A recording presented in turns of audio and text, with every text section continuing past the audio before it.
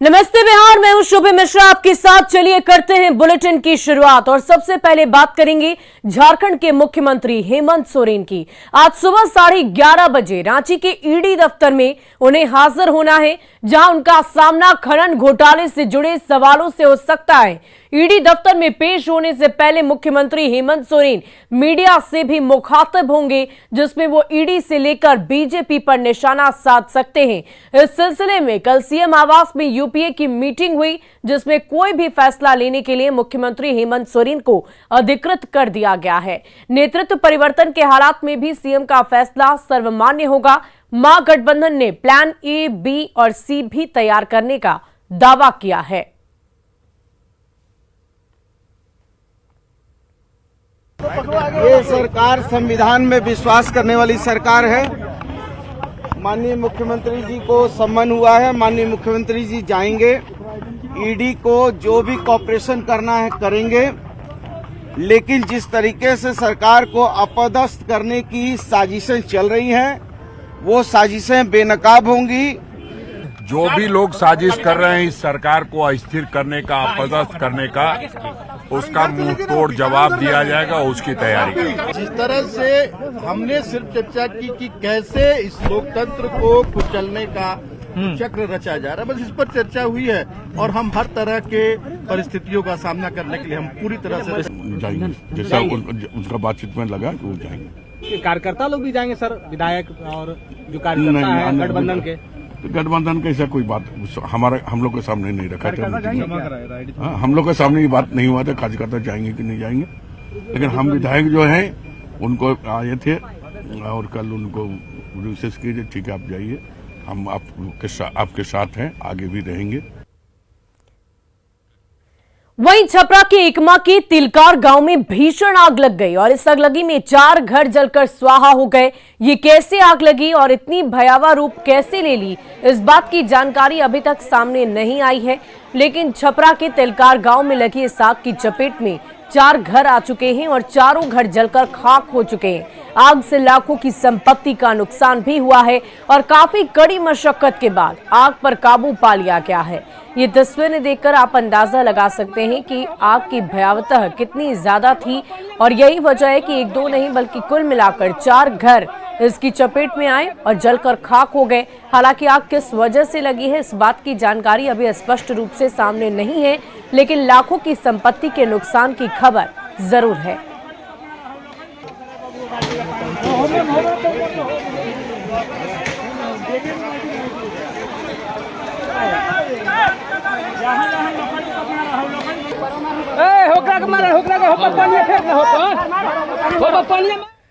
और देखिए, छपरा में भोजपुरी गायिका निशा उपाध्याय की गाड़ी से हादसे में युवक की मौत के बाद हंगामा हुआ। हादसा एकमा थाना क्षेत्र में हुआ और युवक की मौत के बाद लोग गुस्से में आ गए, भड़क उठे और आगजनी कर छपरा सिवान मार्ग को ही जाम कर दिया। मृतक का नाम धनंजय महतो बताया जा रहा है, जो एकमा चट्टी का रहने वाला था। हादसा उस वक्त हुआ जब निशा उपाध्याय एक जगह रुकी हुई है और जैसे ही उन्होंने अपनी गाड़ी का दरवाजा खोला, पीछे से बाइक से आ रहा युवक टकराकर घायल हो गया, जिसकी बाद में मौत हो गई। निशा उपाध्याय को पुलिस ने अपनी सुरक्षा में थाने में रखा है।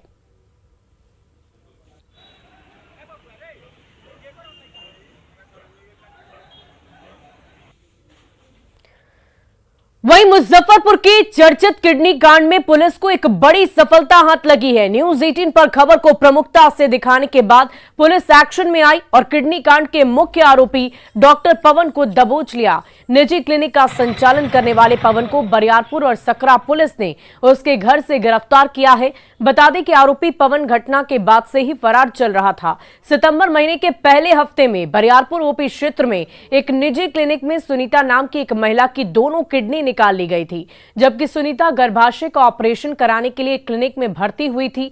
फिलहाल मुख्य आरोपी पुलिस की गिरफ्त में है और उसकी निशानदेही पर अन्य आरोपियों को पकड़ने की कोशिशें लगातार चल रही है।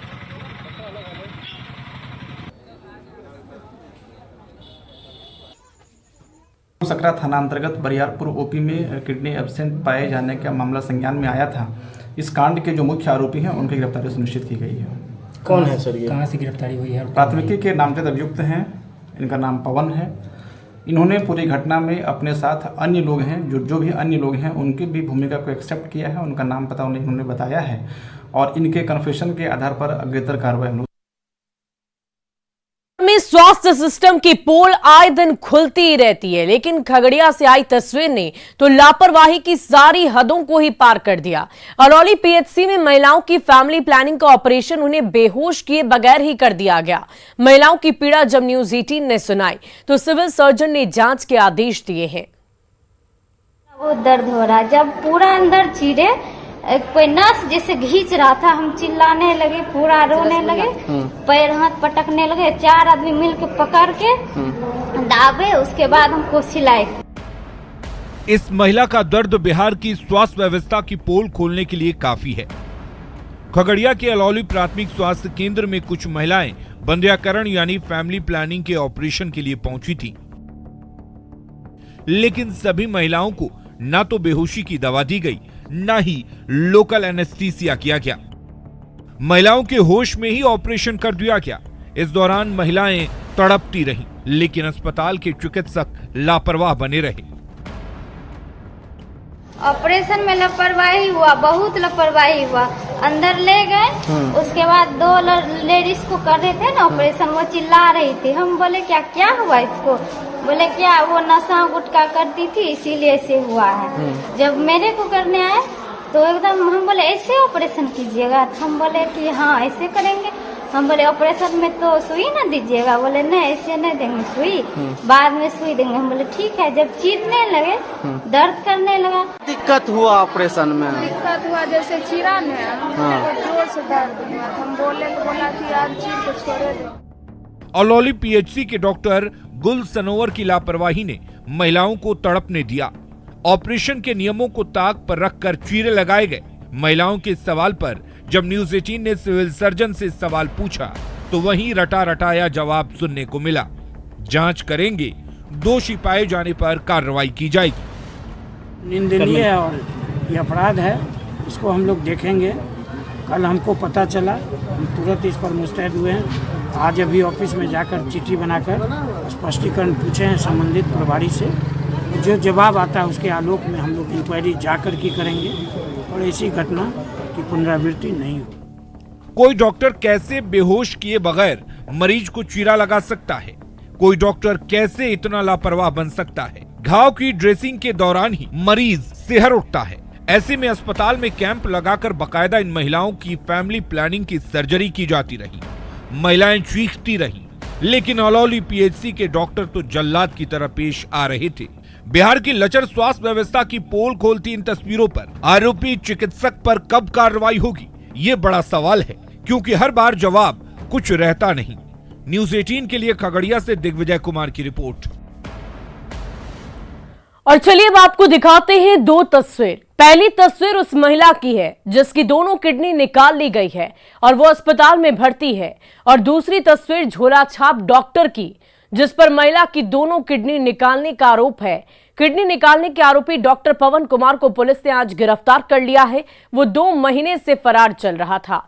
तो बिहार के स्वास्थ्य व्यवस्था को लेकर लाख दावे किए जाते हों, लेकिन जब तस्वीरें सामने आती है, जब खबरें सामने आती है, तो वो सब कुछ बयां कर जाती है। और ये 2 तस्वीरें ये बताने के लिए काफी है कि बिहार में स्वास्थ्य व्यवस्था की क्या स्थिति है और डॉक्टर्स किस तरह लापरवाह बने हुए हैं।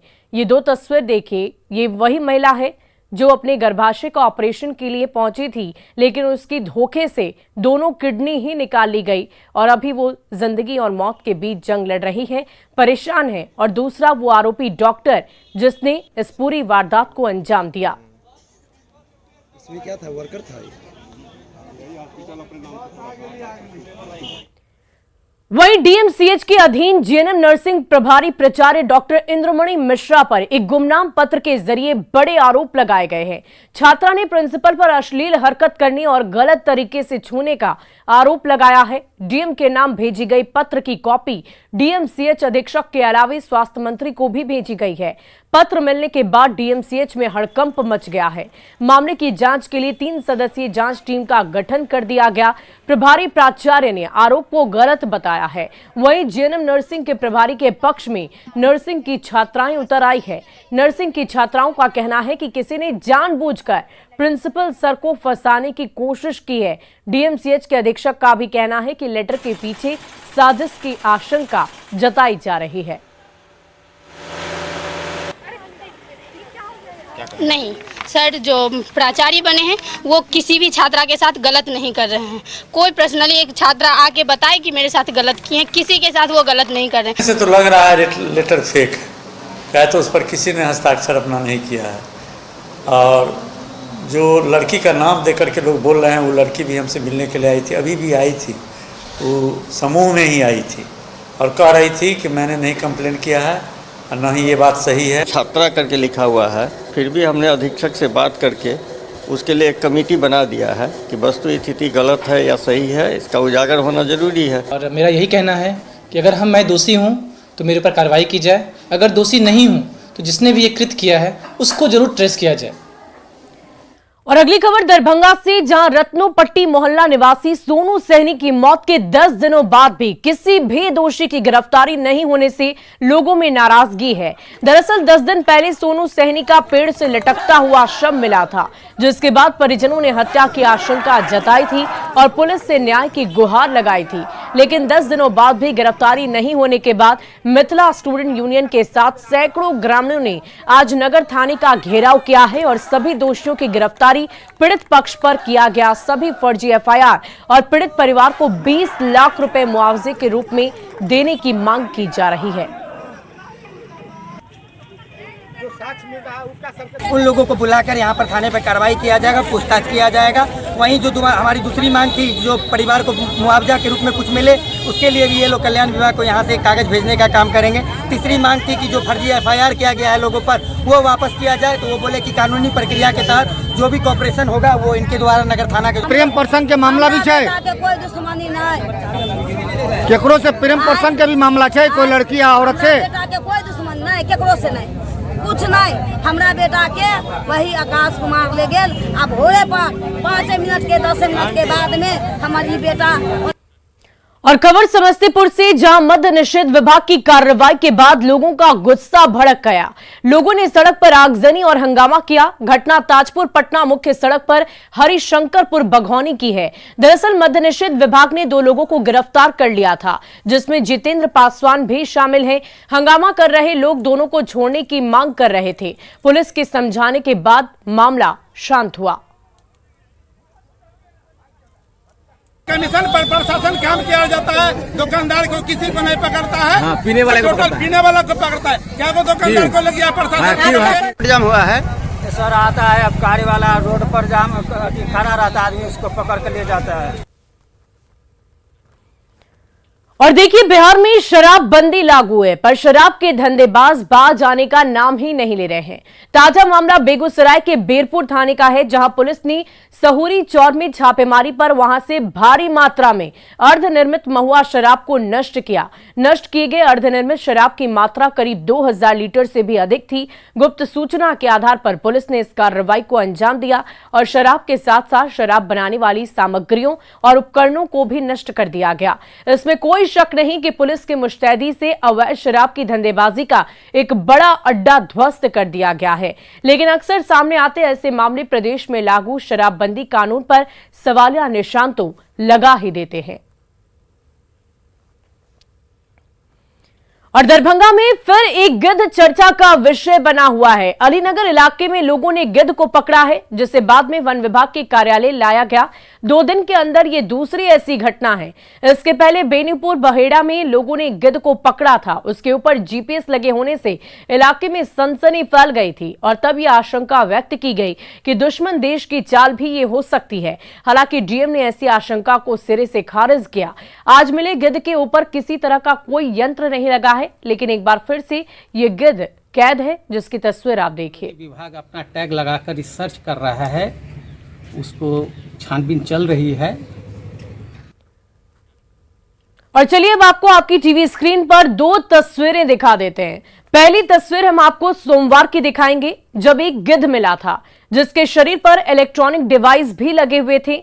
वहीं अब अलीपुर से ये गिद्ध मिला है जिसके ऊपर किसी तरह का कोई इलेक्ट्रॉनिक डिवाइस तो नहीं, लेकिन ये तस्वीर सोमवार की है जब गिद्ध के पीछे ये इलेक्ट्रॉनिक डिवाइस लगा हुआ था। तो एक बार फिर से दरभंगा में दूसरी दफा गिद्ध वो पकड़ा गया है, लेकिन पहले गिद्ध की तस्वीर आप देख पा रहे होंगे, उसके शरीर पर जीपीएस लगा हुआ था, इलेक्ट्रॉनिक डिवाइस लगी हुई थी, जिसको लेकर ये काफी चर्चा का विषय भी बना था। लोग डरे सहमे थे कि कहीं ये दुश्मन देश की कोई चाल तो नहीं, लेकिन डीएम साहब ने इस खबर को सिरे से खारिज किया और साफ साफ कहा कि जो विलुप्त होते गिद्ध की प्रजाति हैं उन्हें ढूंढने के लिए इस तरह के डिवाइस को लगाया जाता है और यही वजह है कि ये डिवाइस इसके ऊपर लगी हुई है। लेकिन एक बार फिर से ये दूसरी दफा गिद्ध जो है वो सामने आया है और इसे भी कैद कर लिया गया है।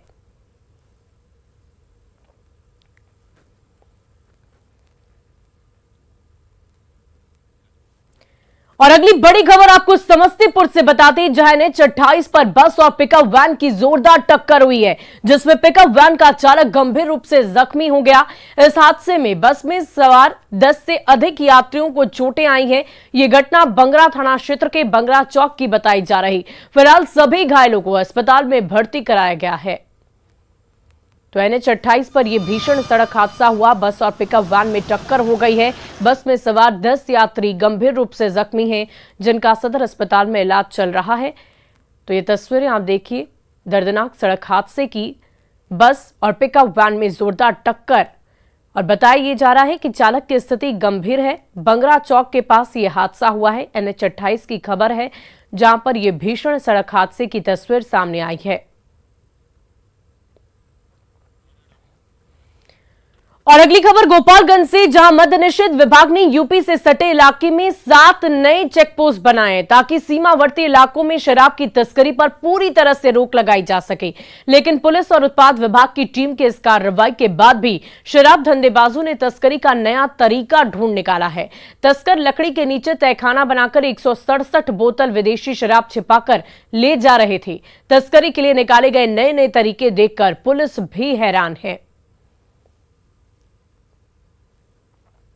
पुलिस के चेकिंग के तरीकों को देखते हुए जो शराब के व्यापारी उन्होंने अपना तरीका बदला है। कल वो चायकोट में वाहन जांच के क्रम में शक के आधार पर मोटरसाइकिल से सटा हुआ पटरे का 3-4 पटरे को मिला के बक्सा टाइप एक देखा गया। 2 मोटरसाइकिल पर 2 सवार लेके जा रहे थे, जिनको रोक के जब चेक किया गया तो पटरे को जब खोला गया तो उसके अंदर से शराब दोनों मोटरसाइकिल मिला के लगभग 168 बोतल शराब की बरामदगी हुई।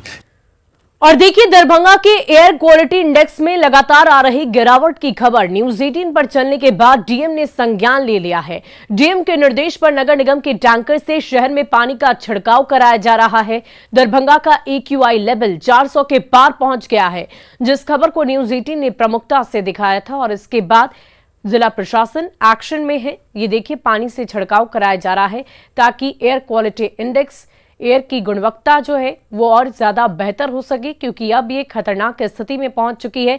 दरभंगा की ये खबर आपको बता रहे हैं, जहां 400 AQI लेवल पहुंच चुका था। तो एयर क्वालिटी इंडेक्स जो है, हवा की जो गुणवत्ता है वो 400 हो चुकी थी, जो एक खतरनाक स्थिति है। 100 से ज्यादा बढ़ने पर ये खतरनाक हो जाती है और 100 से कई ज्यादा यानी कि 400 तक ये स्थिति पहुंच चुकी थी। और इसी वजह से मुजफ्फरपुर की भी हम आपको बता दें, जानकारी दे दें, यहां पर AQI लेवल 234 हो गया था। साथ ही साथ अलग अलग शहरों की हम बात कर रहे हैं, सहरसा की AQI लेवल की बात कर लें तो 223 पहुंच चुका था। यानी कि सभी शहरों की कमोबेश स्थिति खतरनाक ही बनी हुई है, क्योंकि 100 से ज्यादा बढ़ने पर यह स्थिति खतरनाक मानी जाती है मानक के अनुसार। पूर्णिया में 224 यानी कि AQI लेवल पूर्णिया का 224 पहुंच चुका है। तो अलग अलग शहरों की हमने आपको जानकारी दी कैसे ये AQI लेवल जो है वो खतरनाक स्थिति में है बिहार के अलग अलग जिलों में। भागलपुर में 218 AQI लेवल जो है वो पहुंच चुका है। 100 से ज्यादा ये स्थिति बढ़ने पर, ये संख्या बढ़ने पर स्थिति खतरनाक बताई जाती है।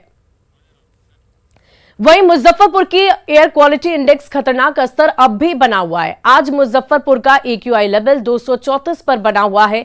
वहीं सहरसा का AQI लेवल 223, साथ ही साथ अलग अलग शहरों की जानकारी हमने आपको दी कि कैसे ये एक्यूआई लेवल जो है वो बढ़ता ही जा रहा है और ऐसे में सावधानी बरतने की जरूरत है। चलिए अब बढ़ते हैं अगली खबर की ओर। कटिहार से आपको अगली खबर बता दें, जहां गंगा नदी के किनारों पर हो रहे कटाव पर प्रशासन ने सुध नहीं ली है। जब लोगों की फरियाद अधिकारियों ने नहीं सुनी तो लोग भगवान की शरण में पहुंच गए। महिलाएं कैसे गंगा मैया को मना रही है, आप भी देखिए।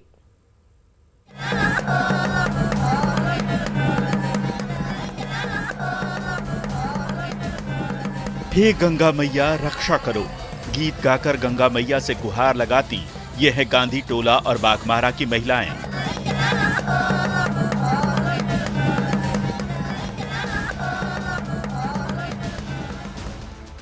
कहते हैं जिसका कोई नहीं होता उसका ऊपर वाला होता है। कटिहार के गांधी टोला और बाघमारा के लोगों की आजकल ऐसी ही हालत है। कटाव की वजह से आए दिन खेतीहर जमीन गंगा में विलीन होती जा रही है। लोग शासन प्रशासन से गुहार लगा लगा कर थक गए, लेकिन किसी ने सुध नहीं ली। यहाँ बगमारा और गांधी टोला के कटाव के जो लगा है, भीषण कटाव है। इसे देखने से बहुत ऐसा लग रहा है कि समाज रुक नहीं पाएगा। जब कहीं से मदद नहीं मिली तो लोग गंगा मैया की शरण में पहुंच गए। नदी के किनारे महिलाओं ने गीत गाकर गंगा मैया को मनाने की कोशिश की।